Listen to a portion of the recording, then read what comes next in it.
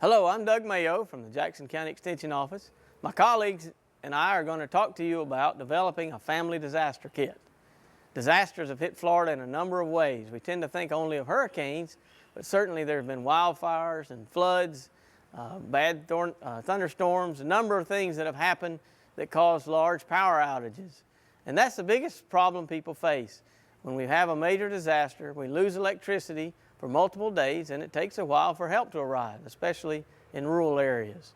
So we're going to talk to you about developing a disaster kit that you would store in large totes somewhere in your house. These are items that can be purchased at local Lowe's or Walmart or those kind of stores.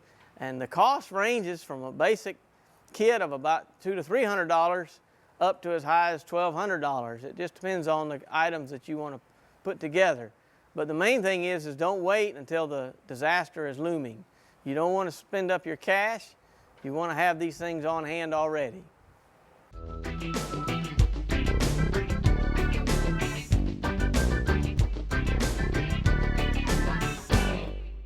Once you've purchased your totes, one of the things you need to consider is some safety items. Things like a fire extinguisher or different kinds of lights. You might want battery-powered flashlights to walk around with. You might also want a battery-powered lantern, something that lights a room that you don't have to hold. Another thing to consider is weather radios. Certainly this one is nice because you can leave it plugged in. It gives you weather alerts and will even wake you up in your sleep to tell you a tornado is in the area. But it also has a battery backup and can be used after a disaster. You may want to consider some kind of noise maker like an air horn or a whistle. Just something to let someone know you're in the area. May also want to consider a refrigerator thermometer. It's something that you just leave in your refrigerator, and then after the power's gone off, you can kind of get an idea how long your food is still good. Another thing to consider is if you have a well and you live in rural areas, you won't have running water. You need something to be able to clean your hands before you eat, or maybe clean some items. You can use these wipes or this hand sanitizer. Another problem we face with disasters is we tend to spend a lot of time outside after cleaning up. Don't forget your insect repellent and sunscreen. Certainly you want to have a first aid kit, but also consider some of the things that go with that are important. You need to have prescription drugs for at least a week. You also may want to consider some non-prescription items like things for stomach upset or painkiller, or antibiotic ointments. Many of our disasters are related with rainfall. It's nice to have rain ponchos. Certainly nice to have tarps if you have a hole in your roof. It gives you a temporary patch and keeps things dry.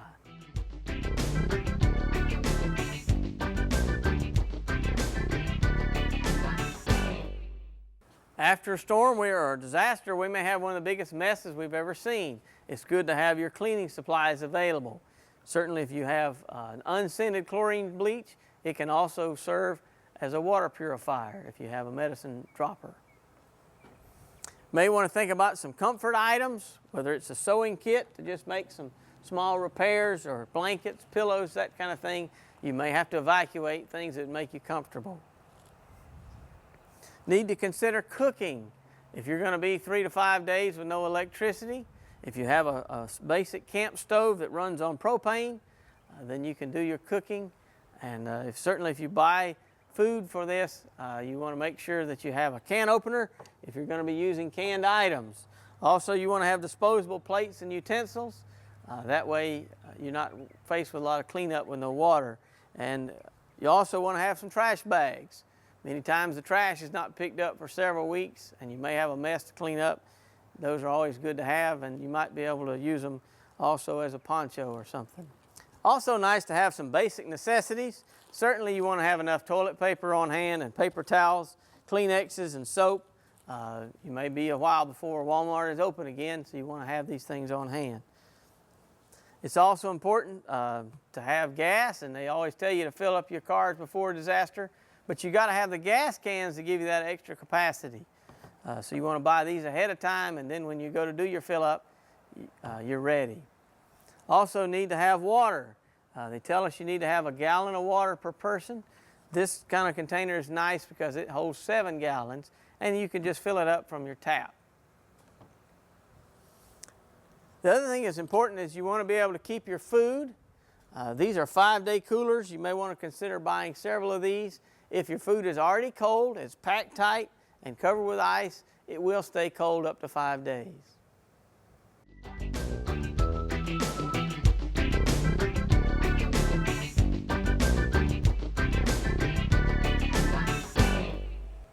Hi, I'm Joan Elmore from Jackson County, and I want to talk to you all today about organizing your records. And if you look over here, they are divided up into 4 categories. 1 is your household documents. 2 is all your financial documents that you have. 3 is your estate documents. And 4 is your family documents. These are the main areas that you need to have when you start organizing your records. Now, under your household documents, you have things like utility bills, auto payments, check statements, savings statements. Anything that has to do with your household is in this category. In your second category are state tax returns, your federal tax, mortgage, military papers, anything like this. In your third category is your estate documents, which is where your life insurance policy, your wills, trust payments, family plans, anything are included in that. Your last one is your family documents like your Social Security cards, medical records, a copy of your driver's license even. All little things, but we don't realize how important they are until something has happened and we don't have them at our fingertips. But 2 other things that people don't realize is if you have keys for other things like storage shed, your lawnmower, you need to know where they are or you won't be able to use them. And make sure you always have plenty of prescription drugs with you, your prescription drugs, because you never know if a pharmacy has been hit. So this is how you organize your records. The other thing that I want to talk about is your household inventory. Your insurance company has got to have proof of the date, the cost of when you bought these certain items. It is a detailed information that is done. You can get them at your local extension office. There's many different ways of setting up a household inventory besides just on paper. You can do it with a camera, a digital camera, and keep it on a disc. I want to show you now what the household inventory box looks like. I call it my pick up and go box. It needs to be really close to the door, the last thing you pick up as you're dashing out of the house. And it's set up with the 4 main categories in here, and then each one of the divisions has a folder that goes in the other one.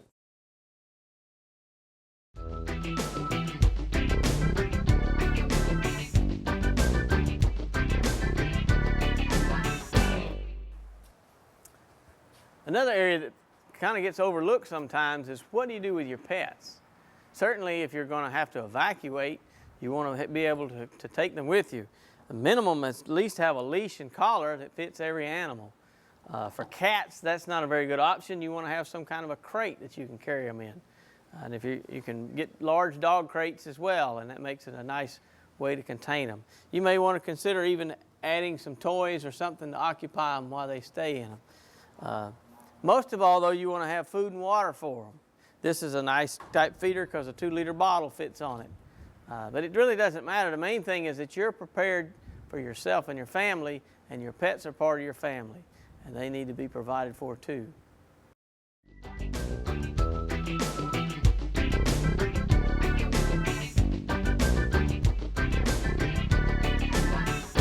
Hi, I'm Clyde Smith, Regional IPM Agronomy Agent in Jackson County, Florida. After you've taken care of the basic needs that you have, there are some things you may want to consider to make life a little more comfortable after a storm. One is a propane grill. You can take the heat outside to cook your food.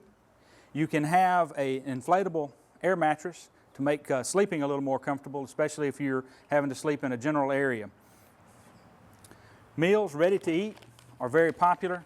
They provide a lot of calories and they're handy to heat. They heat themselves. For safe water, a lot of folks like to have a portable filter that sterilizes the water and takes care of that need. There are also a lot of different things that are either battery powered or hand powered, like this hand powered radio that's also a flashlight weather radio. We have a hand powered flashlight, another type of hand powered flashlight. On the battery powered items, we have a battery powered fan to kind of cool you down if you've been working hard in the heat, and a battery powered TV because often the hand cranks can't power a TV. This is also a battery powered saw that can be used for uses around the house without having to have electricity or alternating current. And it's also one of the things that can be used in recovery, which we'll talk about over in this general area. When you start talking about recovery, you need to be able to move materials or items out of your way to clean up storm damage. It is nice to have a tarpaulin to cover up your work area or to cover up your tools, or perhaps a hole in your roof. Moving large items, especially trees, can be very dangerous, so you need to have proper equipment to do that, like a hand-powered winch that will move a lot of weight, to move heavy logs, a peavey that will roll logs with you, give you a lot of leverage there. Also a chain that's heavy-duty enough to be wrapped around logs and move them. And then we'll talk about the chainsaw. The chainsaw is going to be necessary if you have to cut a lot of wood around your house, and chainsaws can be very dangerous. But you do want to have safety equipment like a helmet that gives you eye protection, head protection, as well as hearing protection, because chainsaws are very loud and can be dangerous. You also want gloves that are very sturdy to protect you from the saw, and saw chaps that help you if you're cutting down low or near you. They give you some chainsaw resistance. And you do want to remember to have a separate source of gasoline for your chainsaw so that you can keep it separate, since it does have to have oil in with it. You do want to make sure you look at the owner's manual for the individual saw you purchase, learn how you need to use it. Remember when cutting with the chainsaw that you want to keep the tip of the bar away from the ground, away from the wood, to prevent kickbacks, which is the most common way of getting hurt with a chainsaw. Additionally, one of the things we want to talk about is a generator. Generators are very nice at providing power, but you need to make sure that it's sized for the loads that you're going to need to run off of it. This particular generator is 5,500 watts. Appliances take a lot of different energy sources to start up, usually more than it takes them to run, so you need to make sure the generator will handle several different items at the same time.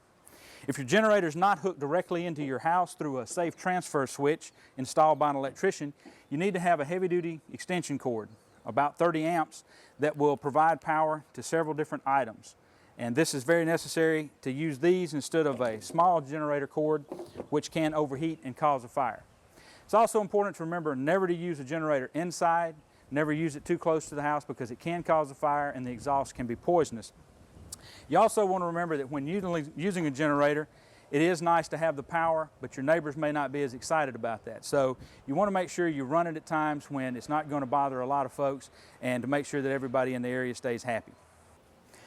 An additional resource for recovery that you'll need is a ladder to reach high things or to get up onto things to work.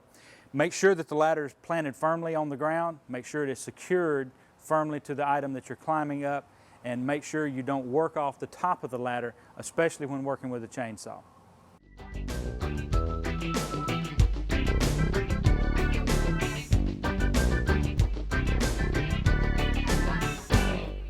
Last thing for you to consider is just some things to pass the time, to keep your sanity, especially if you have small children. 3 to 5 days with no electricity, they need something to do. Coloring books, crayons, even a deck of cards, a book, a pad, just some things that you can occupy yourself with while you're waiting for things to be restored. We've given you a lot of things to think about and consider today. The main thing is to get started putting together a disaster kit that fits your family and your needs. You need to think about having all of your important papers in one place where you can pick them up and leave your house in a hurry. You need to consider your pets. You need to think about some of these larger cost items and start working on them now so that you're not utilizing all your cash right at the beginning of a disaster. And the biggest thing is don't put it off. Get started. Start putting these things together where everyone in your family can access them, and be ready for the next disaster that hits Florida.